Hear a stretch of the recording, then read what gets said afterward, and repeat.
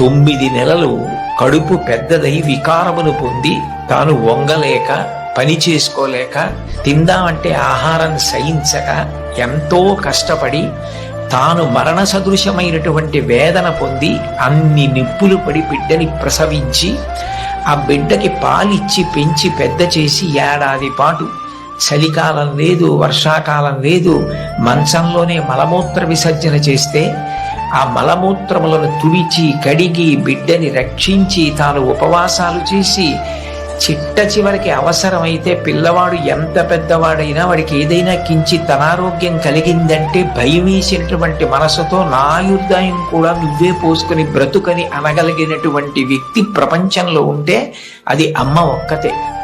అందుకే అమ్మ లాంటి ప్రాణి లోకంలో లేదు. శాస్త్రాలు కూడా మొట్టమొదటి నమస్కారం ఎవరికి చేయించాయి అంటే మాతృదేవో భవ.